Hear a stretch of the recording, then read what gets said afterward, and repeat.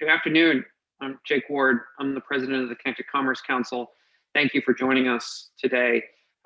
We have an opportunity today to hear from a number of Iowa small businesses, as well as some organizations that represent Iowa small businesses. And most importantly, perhaps, Auditor Rob Sand is joining us in just a moment to talk about the way that small businesses in Iowa are working with state and local governments to make it through this time of crisis. Before we get started, let me give you a little context on this discussion. We all know, whether you're a small business or a small business organization or work for a small business, that these are not normal times.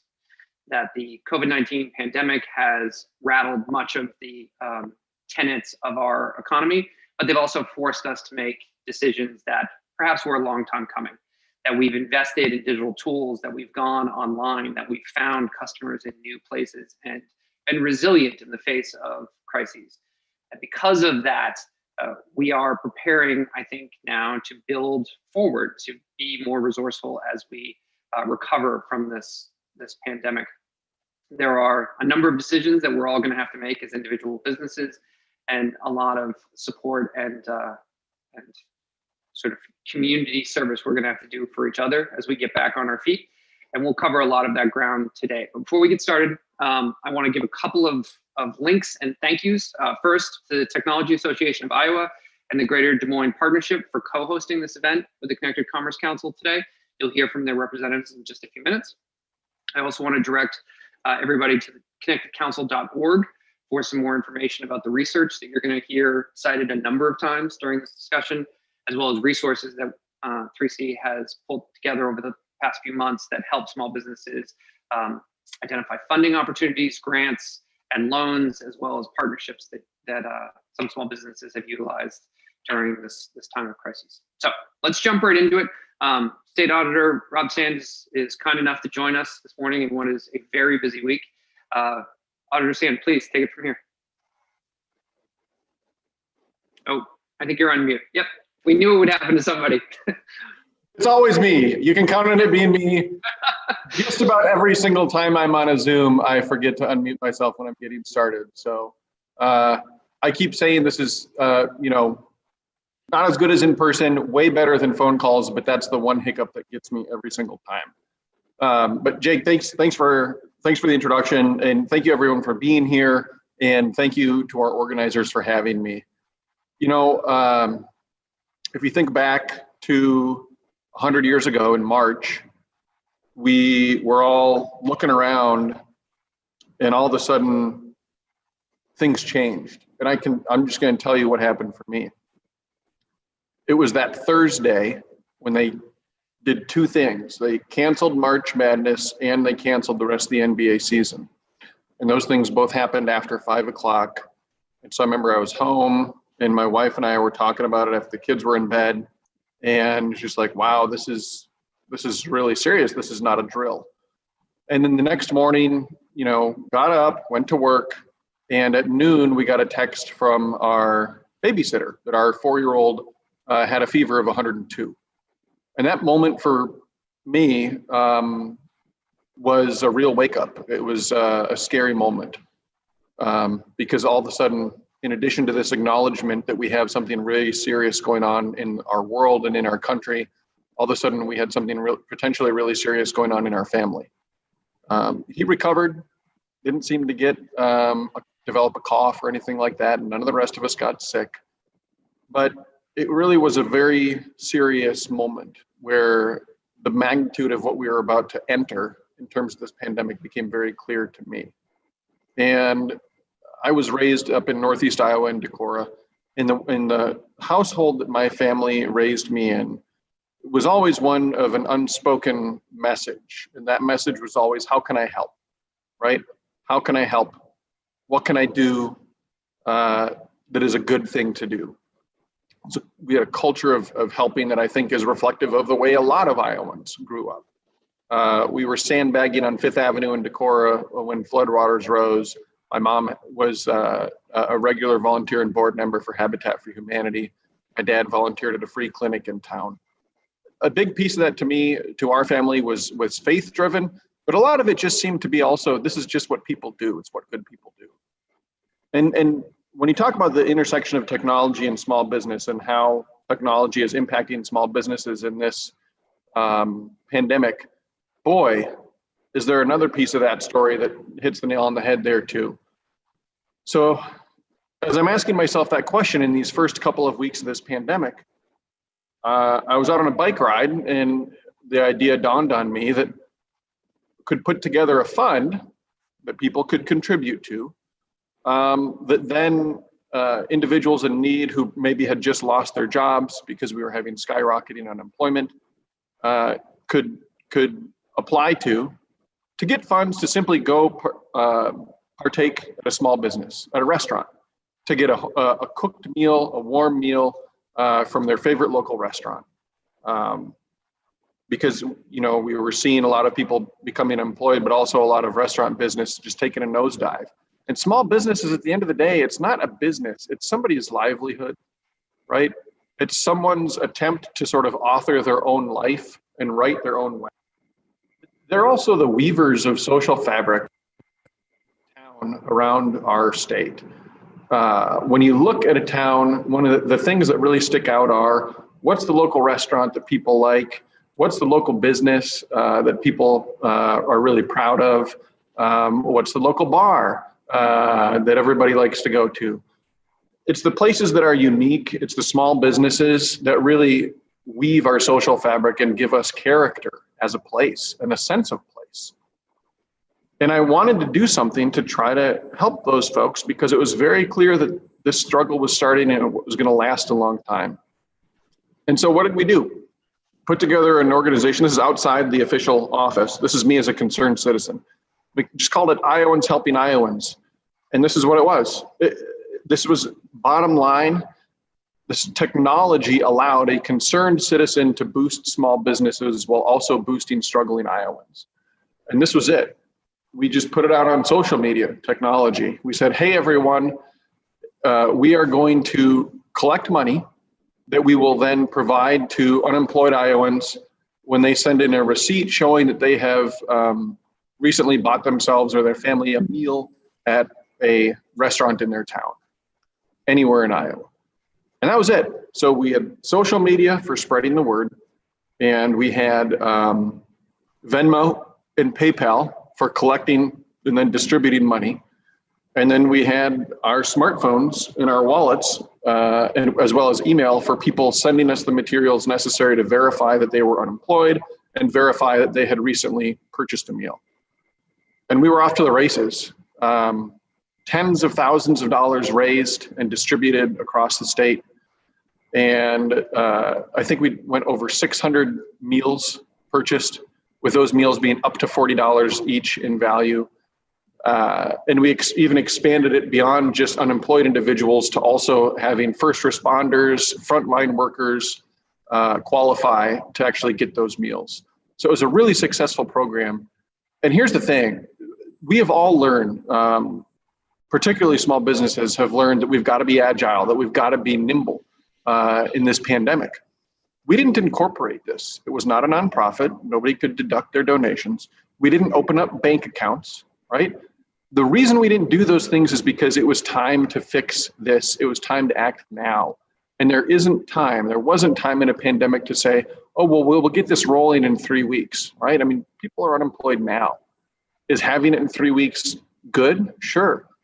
But we can just get it going right now. And so that's what we did. We went from deciding how this was going to work to actually deploying dollars in a couple of days, probably 48 hours. And so those were hundreds of meals and tens of thousands of dollars that ended up getting distributed around the state to a variety of small business owners in Iowa. Again, at the end of the day, bottom line, technology just helped a concerned citizen boost small businesses across the state, as well as give kind of a pick-me-up and a boost to struggling Iowans. And those small businesses, I think, have just done such a great job showing resiliency throughout this pandemic. I remember a place that I know, I think it's in Indianola, but down in southern Iowa, that switched to mask making because they knew that that was something that they could do that people would still be interested in and still be busy with. I'm sure they're not the only one. But getting quarantine procedures in place, social distancing, sanitation mandates, all these hurdles that have come up for small businesses, and yet everyone has had to adapt. And it's really been wonderful to see them taking the lead on just doing the right thing. I remember here in Des Moines, I can't see them from my window, a little bit too far away, but Exile Brewing downtown, prior to any closures orders, said, hey, look, we're a family here at Exile. Our customers are a family. We don't think we should be doing in-house dining anymore. And so we're switching to all takeout. They did it on their own, right? They were nimble. They went out and they tried to adapt to the circumstances that we are all facing ourselves. And we also wanted to support that here in our office on the official side too.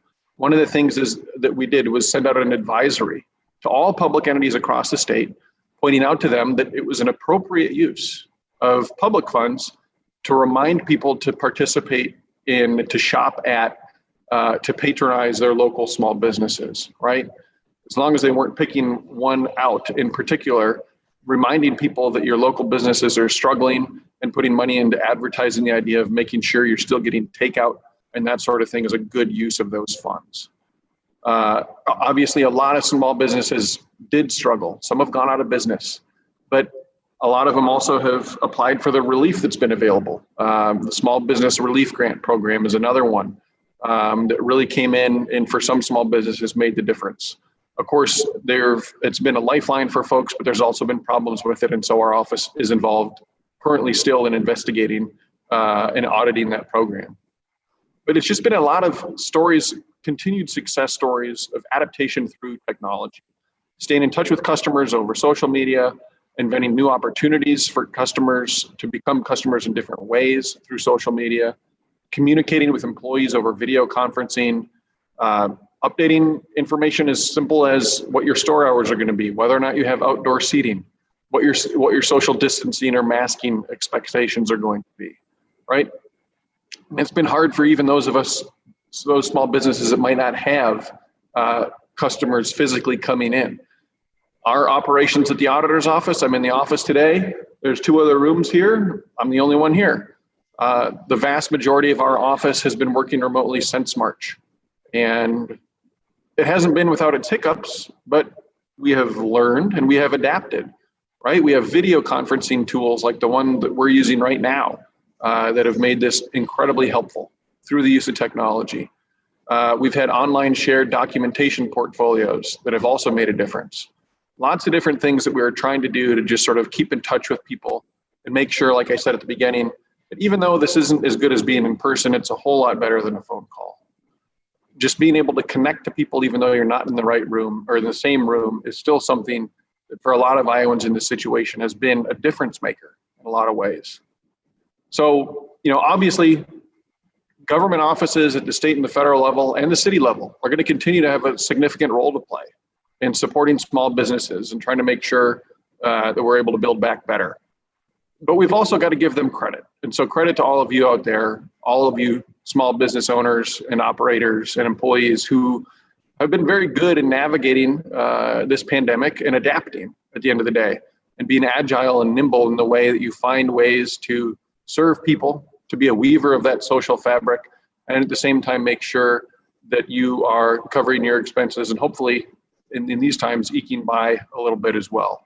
So kudos to you. I'm really grateful to be a part of the conversation today about that resiliency and about the way technology is impacting how all of us, but especially small businesses, are responding to this pandemic. It's not going away anytime soon. It's always going to be something that we are going to live with and adapt to. And I don't mean specifically necessarily the virus, but the experience, right? There will be things that we take away from this, practices, procedures that we are going to keep doing, that we are going to put into our toolkit and that we won't take out because we'll discover they're useful even after a lot of the dust has settled around this. But I'm really confident in Iowa's small businesses. Again, seeing so many of you adapt out there has just really been inspiring. I thank you for the work that you do. And again, happy to be here today. Thanks. Thank you very much. If you don't mind, if you have a few minutes, I'd love to follow up on a couple of points that you made for our viewers. I think you've probably seen this, but the Connecticut Commerce Council recently put out a pretty significant report based on 7,000 small business responses over a 4-month period. And what we were looking to measure is exactly what you were talking about, the traits that have enabled resilience and that allow for that agility, right? Not just in a time of COVID, but in a time of crisis. What is the thing that allows Iowa small businesses during a flood to respond accordingly, or Floridians during a hurricane, or Californians during wildfires? What is the thing about American small businesses? And we found was 2 things. The first one didn't surprise me at all, and it doesn't surprise you either, is that the resilience comes from perseverance, comes from a place of perseverance that it leads small business operators and their employees to start small businesses in the first place, right? It's this desire to control and to contribute to your community and to be part of a larger team that gives something back. But the second was that there is what we started calling a digital safety net, that the more tools and resources that you plug into as fundamental to your business, the less harm can be done to you by momentary or even protracted fights against COVID-19. And that's what you're alluding to, is the agility of restaurants to integrate a CRM that allows them to go to curbside pickup, or retailers on Main Street that now do e-commerce. That agility is made possible by these digital tools and services. And so I wonder what role you think the federal and state, and even local to some degree, government has in expanding that safety net, in reducing the barriers to adoption of constant contact and Google Docs and Facebook ads and various ways to sell and meet customers and service your existing customers. Yeah, I think that's a good question. And the report was really interesting. I was really glad to see that you all put it together. The piece that I saw in it that was not surprising to me was that Iowa has a higher than average percentage of our economy less tech dependent or less tech central, right? That means they are a little bit more vulnerable to something like a pandemic. Obviously, in one big way, we're better off because we are less tourism centric and more agriculture and insurance centric. So those are good things, because we don't, unlike New York City or Los Angeles, our economy doesn't depend on a huge volumes of people coming to visit, maybe once every 4 years for the caucuses, if they keep doing that. But to answer your question more directly, I think a huge piece of it is just leadership. You have got to have people in office who are open-minded about technology, or who are technology apostles, who are out there trying to spread the good news about how these tools can actually make life easier for people.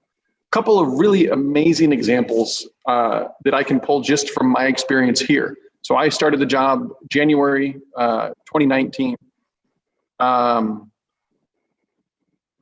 We used to literally, for every single audit that we issued, we would print, bind, and then mail a copy of every audit to our client somewhere in Iowa. And if it was a county audit and the county had 5 people on the board of supervisors, we would put 5 copies with the same amount of postage necessary to get it there. I came in here and said, no, we're sending everyone PDFs. And what the crazy thing about this isn't even new. Like, how was it that in 2019, our office just started doing this? People said, well, what if they want to have it in their hands? Great. They have a printer. They can print it. We're not going to do it anymore. That practice is crazy. Number one, we want to have people's email addresses so we can reach them. But number two, the amount of time that we are putting into printing, binding, hand bound with employees' time, and then mailing with postage is just an incredible amount of time. Our early estimates were that we were going to save $15,000 a year doing this. We actually ended up saving a lot closer to $30,000 a year by eliminating that practice. Another great example, our office in conducting special investigations into public corruption, historically, if we are looking at bank records and we wanted to get them into an Excel spreadsheet, would literally hand enter each transaction off the records. So someone would be sitting at their computer, and they would look over here to the bank record, and then they would look here and enter that item onto their spreadsheet. We don't do that anymore. We purchased software that does it automatically, that flags that flags entries that are not entirely clear to the software to make sure that you can do a comparison when you need to. But it's something that just has really made our work a lot easier, made our work a lot straightforward. We have got to have people in office, number one, that just appreciate technology, but that also are trying to push the public sector into it. Because as we do that, I think it becomes much more accustomed for everyone else. Great example of that too, that is happening elsewhere in state government. I like to hunt, took both of those deer. This year, for the first time, when you report your deer to DNR, you can do it via text message. It is a lot quicker than having to call it in. It's less clumsy. It allows you to pick it up, do something else if you get interrupted, and then finish the process later. You don't have to be online. You can do it from anything. But that innovation too is something that just brings a lot of people, right? Ordinary Iowans out there who might still have might not have a smartphone. Now they can report via text message. It gives them another opportunity to take a few steps deeper into technology and a few steps further away from slower ways of doing things. That also just means that when they're having those interactions with the government, it's going to make them that much more, it might be only marginally, but that much more open-minded about doing it with private companies that they're interacting with as well. So I think the biggest issue for government is that we need to be an early adopter, honestly. We need to be out there in front, trying to make sure that we are incorporating technology into the way that government does business so that people see it and expect it in the private sector just as much. Wonderful. Okay, thank you very much for your time today. I'm sure you have bigger fish to fry on another Zoom call coming up. But I wanted to echo your sentiment that Iowan businesses taking care of Iowans and continuing to help. Access to funds is certainly important, but standing up for each other in our communities is really what has helped get us through this to date and will continue to be the road to recovery. Thank you for taking the time today. Absolutely. Wonderful. Thanks for having me. Okay, now let's go ahead and jump into sort of the larger issue at a more granular level and talk to some Iowa small businesses. Mark and Joe, are you guys there? Yeah, we're here. Anytime technology works for me, I'm always impressed. Why don't I have you introduce yourself real quick to the viewers, and then we'll jump into it. Joe, just 1 second. Mark, go ahead. Sure. My name is Mark Pitchick, and thank you again, Jake, for having me take part in this. But we're located in Dubuque, Iowa, in the northeast part of the state, and we manufacture a line of retractable safety gates for pets and kids called Retracti-Gate. So helps keep your pets or kids in or out of areas that you want around your home. Wonderful. And Joe? Yeah, so Joe Henry, I'm a Latino activist, community activist, realtor, self-employed for the past 20 years, involved in a lot of different things. In my community, many self-employed people. So thank you for allowing me to be here. No, thank you both for making the time. We really appreciate it. As you just heard State Auditor Stan speak to the issues of sort of Iowa-wide support from small businesses within communities, as well as the state's activity to be a leader on technology, I wonder if you could each tell us a little bit about how your business has changed since March, how the pandemic has shifted your focus, your sort of approach to business, and I mean, the anxiety that you probably likely have about where we go from here. And we'll get into the good news in just a moment, but let's level set that first. Joe, do you want to kick us off? Sure. Yeah, I clearly, for my business, I've gone from the brick and mortar address here on the south side of Des Moines to the digital address online, Google business address, to promote my real estate, which has been very helpful because we know that during this pandemic, the safest way to find somebody, to find a business, is to go online to Google that person. So that's been very helpful in real estate. That's a very important thing. I do have to say that for my Latino community, many of our small businesses still need to do that heavy lifting, getting those addresses online. That digital community is something that needs to take a lot of work. Mark? Yeah, well,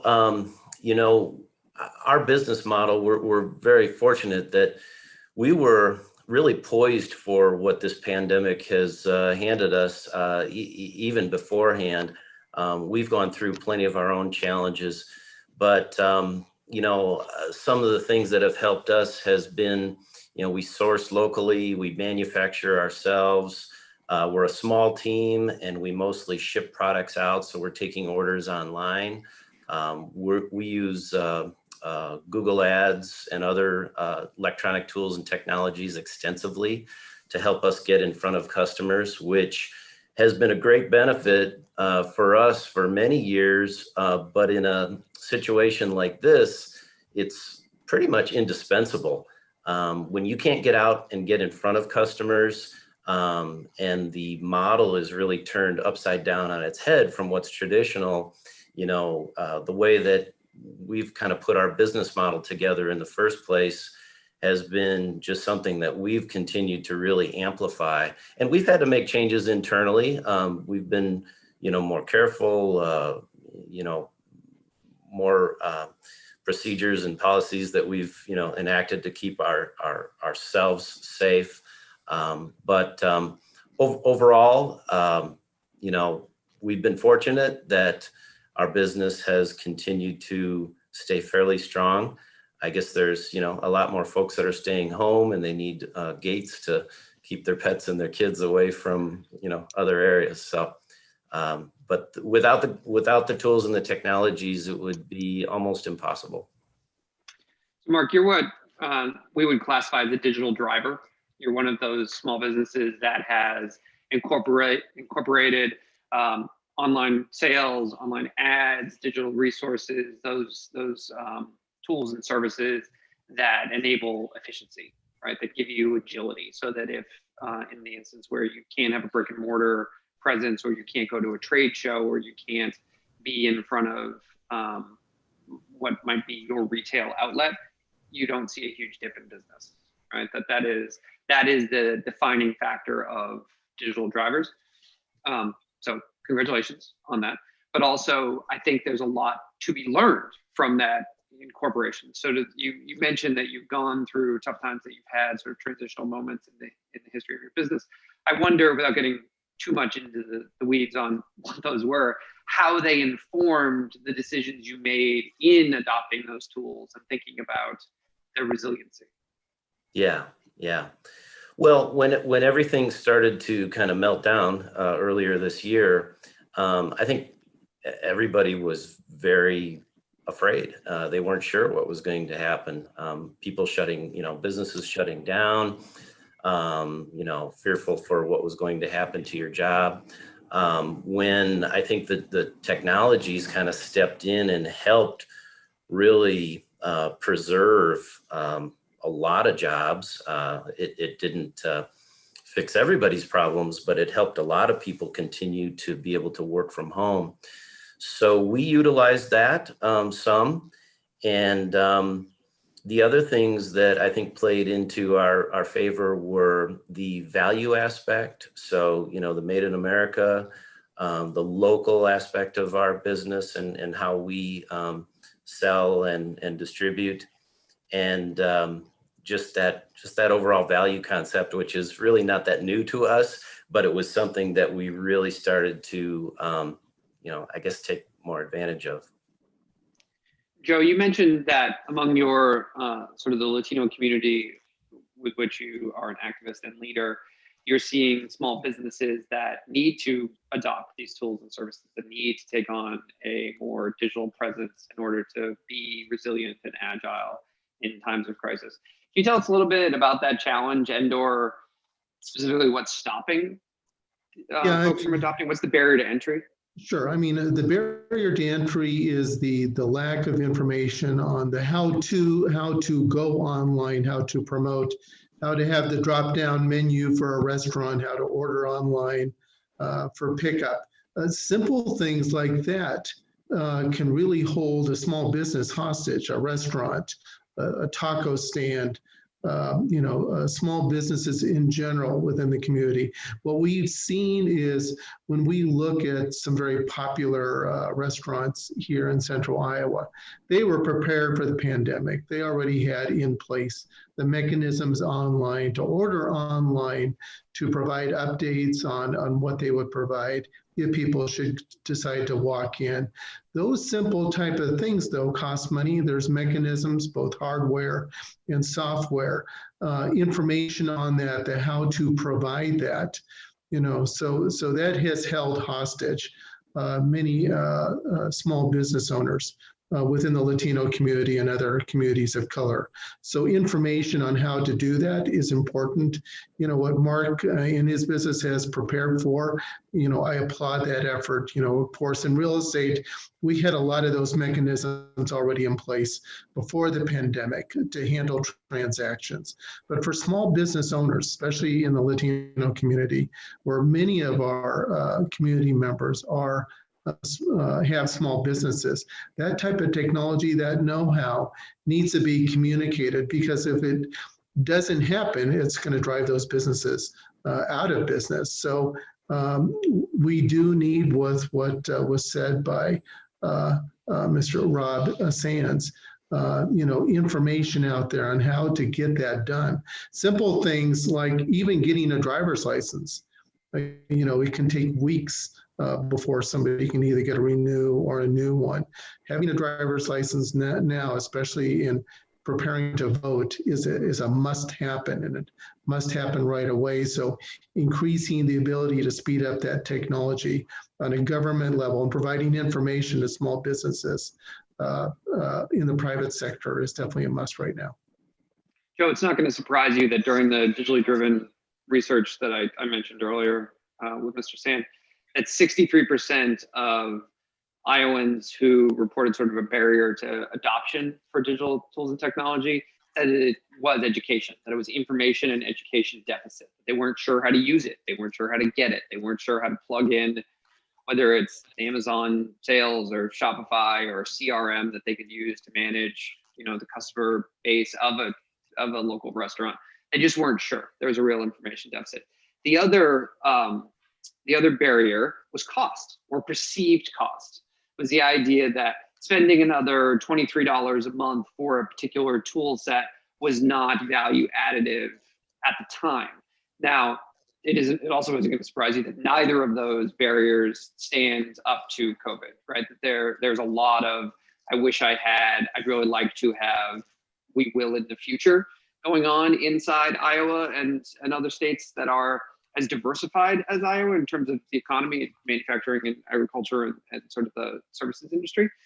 And so I bring this up only to say that one of our recommendations was that there should be an increase in public-private partnerships between state, federal, and even local governments that are helping small businesses find these tools and adopt them more aggressively, overcome that education barrier to adoption, so that we are more resilient in the face of crisis. And I wanted to ask you what you thought of that. Clearly, we need that public-private partnership. Right now, in this pandemic, we have people who are driving by small business locations, not knowing if they can go in, not knowing how to communicate, not being able to make an order or a purchase, not being able to reach a contractor because they're not visible. They're not visible online on the internet.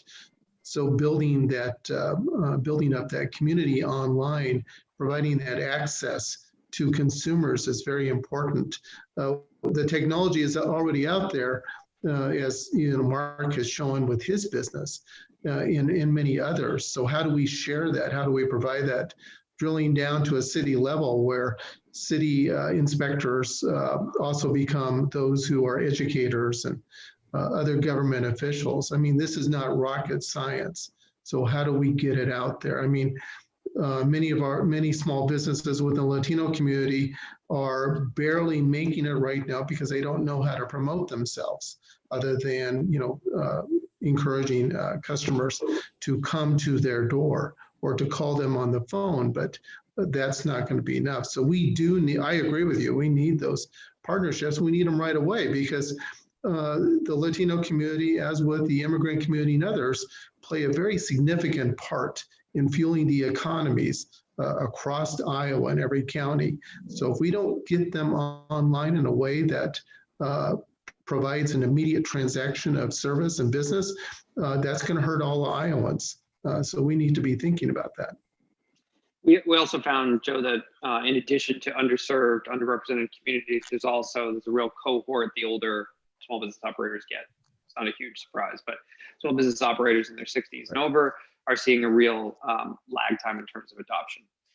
Mark, why don't I leave you with, give us the final word on this and give some best practices for those small businesses on the line right now watching and thinking about what they should do in terms of adoption, what they should do in terms of integration of tools to create agility in their business. Sure. Well, I think curiosity is really where all good things start. So, a lot of business owners out there are probably not that aware of some of these tools, but I think a forum like this is a good start.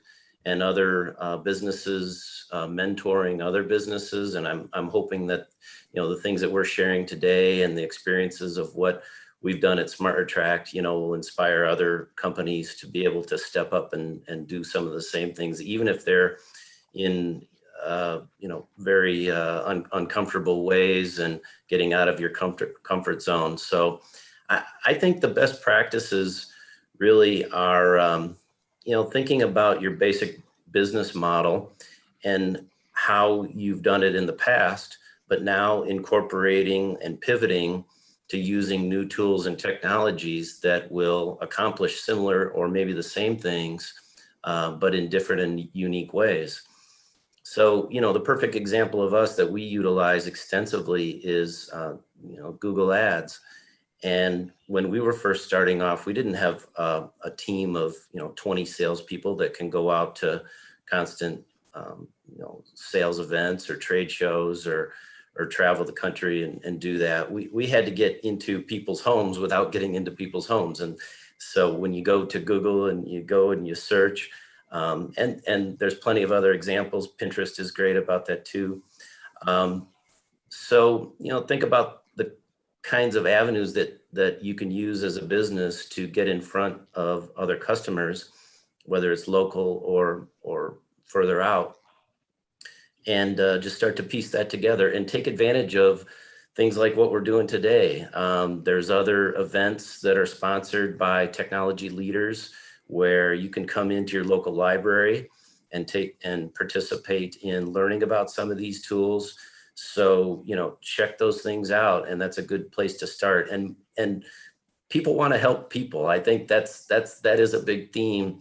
And if you can get, connected with others, like-minded people, there's a lot of help out there, but you just taking the first few steps to get to it.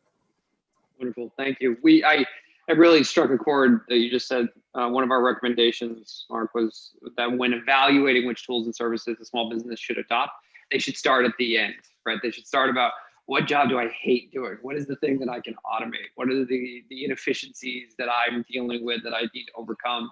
And then work backwards from there. That not every tool is for every business, and not every tool is created equal. And one thing that, whether it's a big tech or mid-sized tech or an enterprise tool that you don't even know who made it when you first discover it, they can all be useful depending on what you need.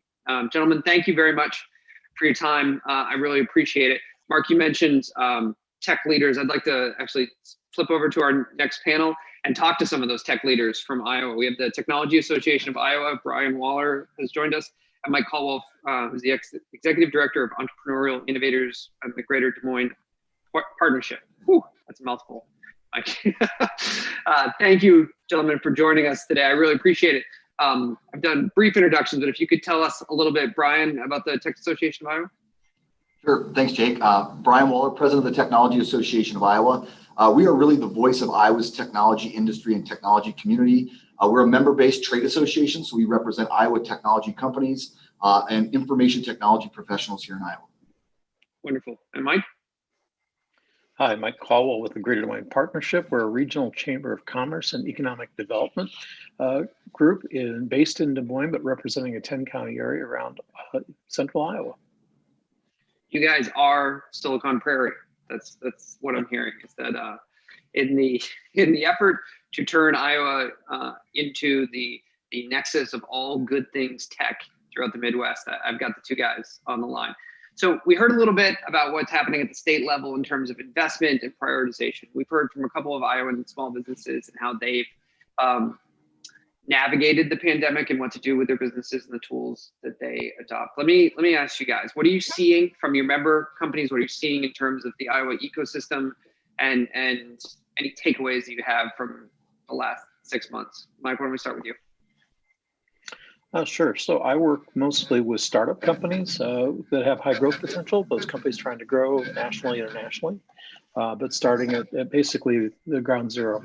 Some of our startups have benefited greatly from what's happened during COVID-19. Others have been severely impacted by it. Both have had to go through pivots, if you will. So for those that were, for example, a company that does a lot of live event management of volunteers. Well, there aren't any live events. So they've turned back to their nonprofit roots and are spending more time with traditional nonprofit. We've got some companies that are, and many tech companies are providing digital tools. So tools for, the insurance broker, how do I reach my customers digitally? So they're seeing a big uptick with it. So, the impact is on both sides. And I would say that there's been a tremendous amount of sharing of resources amongst those startups on what's working and what's not. One of the highlights of our member service throughout this process, and I'm not sure if I said this at the top, but the Connected Commerce Council is also a membership trade association, but more at an international level, and we have a little over 12,000 US small businesses. And in sort of the great American tradition, once a week we get together for a happy hour. And during that happy hour, our members talk to each other about what's working, right? Whether it be on the Zoom or in the chat function, where are you going for resources? What best practices have you adopted? And one of the real points of pride for us was that some small businesses were saved from these conversations. They were able to pivot, they were able to adjust, trim their sales a little bit, and find a way to get through the early stages and to build back. Brian, what are you seeing out there? Sure. Well, if I look at some of our larger companies, as you can imagine, information technology professionals and those that see themselves as technologists, we're really prepared to go virtual and live in this environment. I think about a couple of industries specifically, healthcare here in Iowa, the adoption of telemedicine now. On a personal level, my wife is a family doctor, and the adoption rate of people doing telemedicine now has just exploded. You think about in manufacturing and the way they're using artificial intelligence now for contract tracing. I don't think that's going anywhere. And Rob talked a little bit about it, Matt, is about the digitization of government. He used the example of texting a picture, or not a picture, texting when you shoot a deer here to the DNR rather than sending in all the paperwork. I think there's a mode of people wanting to adapt at that level. When you talk about small businesses as it pertains to the Technology Association of Iowa, for a large part, they're really thriving during this time because they're service providers. For instance, if you are someone who does contract work for large companies, whether that be cybersecurity or app development or pen testing or things like that, we're seeing large companies kind of holding off on those big hires and are actually utilizing these service providers at an increased rate. So they're doing a lot of wonderful things. When you talk about retail, if you're a development shop that does mobile application or web development, well, a lot of our small businesses, to Mike's point, are turning to do e-commerce and having them help each other out of that kind of process. So by and large, we've seen some really, really engaging things. I think from a K through 12 educational level, we look 10 years down the road and we see a lot of K through 12 students learning virtually right now. And so we think the adoption into the technology field will be a lot more aggressive now with an easier entrance with people at a younger age, probably not opting out of this career path so early. So I don't want to seem so optimistic and dreamy, but from where we stand currently, there's a lot of positive things to hang our hat on. That's all right. I'll bring you down right now. The from a tech perspective, so I've worked in technology for a long time. And 10, 12 years ago, we started hearing the idea of digital transformation. That, yes, the digitization of government and records and sort of the minutia that we work with, but more importantly, that decisions would be made by software-driven prioritization, right? That the things that we do every day would look like this, that you wouldn't need as much office space, that you could transmit documents end-to-end encrypted, you wouldn't need the same security protocols and so on. And for 10 to 12 years, that all sounded good. And for a lot of technology companies, it became standard practice. but not for restaurants, not for farms, not for local mom and pop shops. And I have been, surprised, probably not the wrong word. I've been encouraged by the speed with which the digital transformation has happened in the United States over the past 7 months, as these businesses were forced, not without casualties. And I don't mean to make this sound like it's a good thing, but it ultimately will lead to a better place for the American economy, for the way small businesses operate, and for entrepreneurialism and sort of that innovative spirit that drives most small businesses to begin and to run and to persevere through tough times in the first place. And so it doesn't surprise me that you guys are both seeing an upside to this for technology companies. My question, and I feel like perhaps our joint responsibility across the three of us, is making sure that our tech members are servicing non-tech clients, right? That we are supporting local restaurants, bookstores, education hubs. And I'm wondering if you're seeing, if you see a clear avenue that we should be encouraging folks, or for those on the line watching right now, if we have advice for them on how to contact service providers to start thinking about this adoption. Brian, I rambled a lot. Did any of that make any sense? No, can you expand on that? No, I'm joking. Yeah. I think this really, the rubber meets the road here, is this is a really difficult environment for business development. It's a really difficult environment to start relationships in new projects without that basis of that human connection. And so I know from a service provider side, they are begging to get with restaurants, small business owners to help create technology solutions. And I think that's really the focus, is to create technology solutions.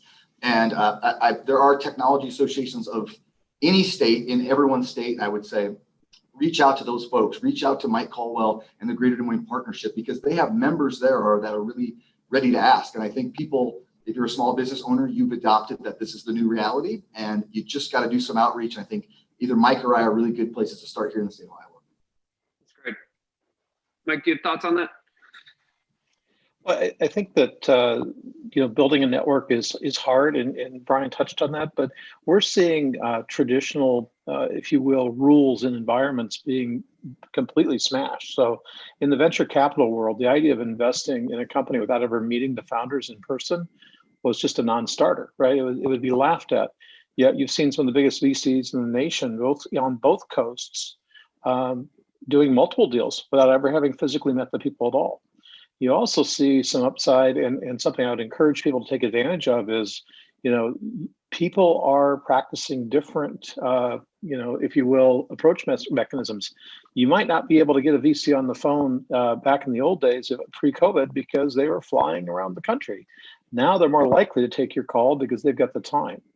They're also seeing that because they can do business remote only, they don't need to limit themselves to the old rule was, well, if we can't fly there in one hop, we're not going. And I'm seeing that not just at the venture capital world level, but I'm seeing it in the buy-sell world of people selling their products online. Probably one of the most popular seminars we put on early on was how to sell remote. And we were fortunate because one of our local companies has been selling remote only, very high price software for 15 years and really knows how to do it. And the interesting thing is, there are people that know how to do this, and there's people you can learn from. So I know Brian's got resources on his website. We've got a lot on ours, but don't assume that the old rules all apply. I think it's time to, try things that they're going to make you uncomfortable, but some of them may work. That's great advice, Mike. Let me switch gears just a little bit as we talk about sort of the old rules of, I'll go back even further, the old rules of marketplaces and economies. There was sort of a natural inclination towards dominant market players and upstarts and who could disrupt what markets, et cetera.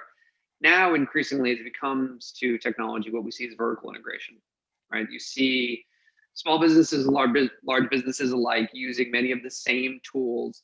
And mostly I'm talking about things like Google, and I'm talking about Facebook ads and Instagram ads and Amazon as a marketplace, or Shopify, even eBay. And that the traditional way that markets have worked in the past doesn't really apply to software-driven marketplaces. And yet we're seeing a lot of attention paid to these larger American technology companies. I don't know if you've seen the news today, but Google got sued by the Department of Justice this morning. There's a case pending against Facebook. Amazon's in the crosshairs of the Judiciary Committee. And yet those three companies that I just listed off the top of my head are responsible for billions of dollars of R&D that have gone into small businesses that have led to growth and billions more in American economic growth. And so I spend most of my time trying to explain to policymakers far too often at a state and federal level that this is just how this economy works. This is how a digital economy works. There are no winners and losers, only people that are playing or not. And that we all need to work together to figure out where you fit in that stack, like that Jenga stack. And I'm wondering if you could speak just how your members are using larger tools, enterprise quality tools that are built by other companies to support their mission. Anybody? At first, Sure. So I look at it like you kind of pointed out, it takes a village. And so you can't say one side is bad and one is not. As you know, here in the state of Iowa, we've got a lot of data centers that can be highly contested about whether that was a good thing for Iowa or not.